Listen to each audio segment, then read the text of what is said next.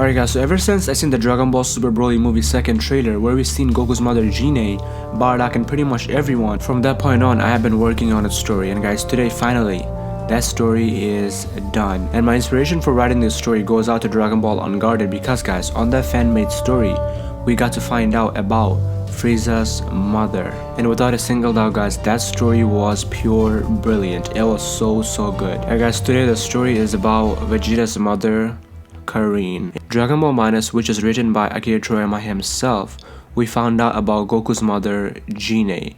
And guys, for the first time in animation form, we got to see Gine in the second trailer of Broly. So we all know about Goku's mother and father, Bardock and Gine. And we also know about the father of Vegeta, who is King Vegeta. But we never got the story of the mother of Vegeta. Now this story begins with the death of King Vegeta's father.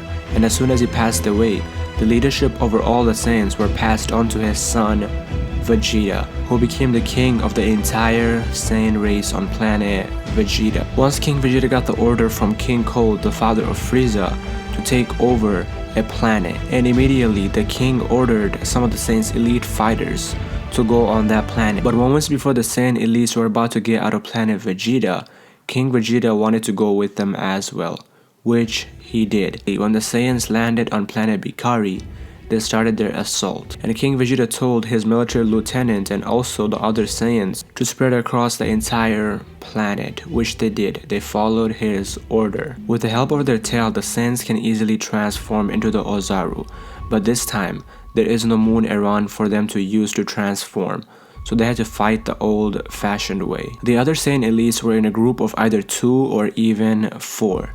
But the thing was, King Vegeta got too prideful, and he let his ego control him, and he decided to take on the group of inhabitants on planet Bikari all by himself.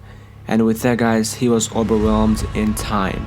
He was being attacked from all directions, and no one knew where King Vegeta actually was, and even if they did, they wouldn't be able to help him because they were fighting their own battle, and they were very far away from him. King Vegeta was being heavily injured by the inhabitants on that planet, from left and right. There was one other Saiyan that was next to King Vegeta, even though he was very far away from King Vegeta, but still, he was closer than the other Saiyans. But he could not do anything about it because he was also being attacked from all directions. And that person is King Vegeta's right-hand man, Military Lieutenant Paragus.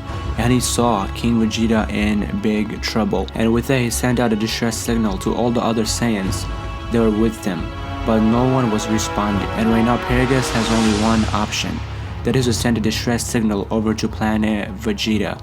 But the thing was, planet Vegeta was a bit too far away, and it would take the distress signal quite a bit of time to reach planet Vegeta. The device that Paragus was using to contact planet Vegeta with was programmed to alert any other Saiyan nearby. On a nearby planet there was a female Saiyan who was sent there on a mission to collect data, to observe everything there, to see how strong the inhabitants on that planet were, and also the technology that they had access to. And the person that sent her there was Paragus. And as soon as she received the distress signal from Paragus, she immediately set course for planet Bikari. King Vegeta was being attacked more and more, and slowly he could not fight back anymore because he was so injured. And as one of the inhabitants on planet Bikari was about to land the final blow on King Vegeta to claim his life, the female Saiyan by the name of KARIN arrived moments before, and she saved the life of King Vegeta by using a weapon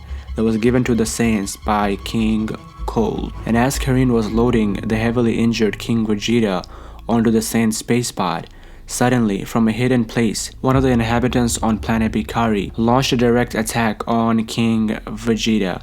But before that, KARIN turned around and took the blast head on, and King Vegeta saw everything with his own eyes, and he was extremely shocked. Then Paragus arrived and easily blasted the attacker. After that, some time passes by, and King Vegeta is fully healed at this point, but KARIN, who saved King Vegeta, is still in recovery.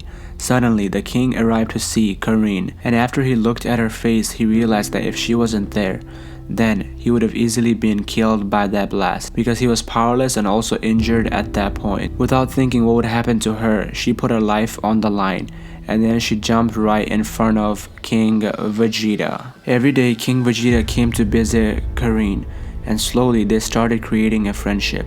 And from a friendship, they slowly started to fall in love. And one day King Vegeta married KARIN. After that, some time passed by.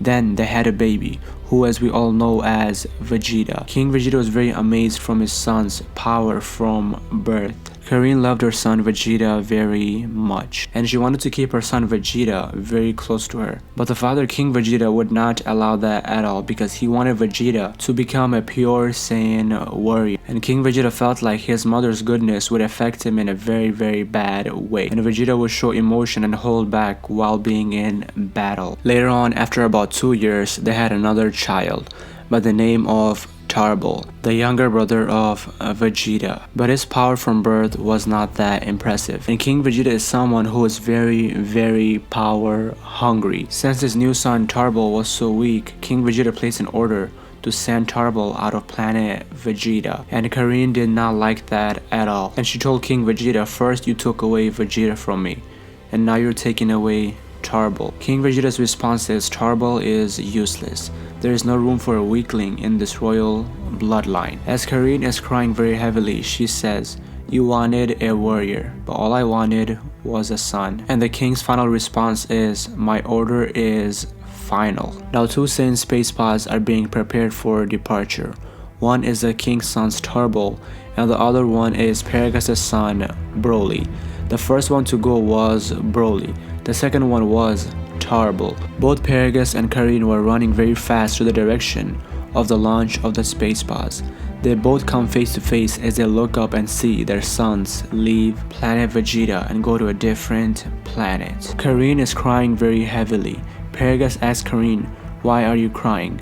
And she says, brother, I have lost everything. And KARIN tells Paragus about everything that happened. And right now we find out that KARIN is a sister of Military Lieutenant Paragus. Anyways guys, that's all I have for you guys. Do let me know what you guys think about this. Comment down below. And this is not the end of this story. There is a part 2 to this story. And if you guys really want to know what happens on part 2 of this story, then guys, be sure to give it a huge thumbs up. And also, if you guys are brand new to the channel, be sure to hit the subscribe button, because guys, I'll be uploading latest Dragon Ball content. Anyways guys, once again, thank you all so much for watching, and have a blessed day everybody.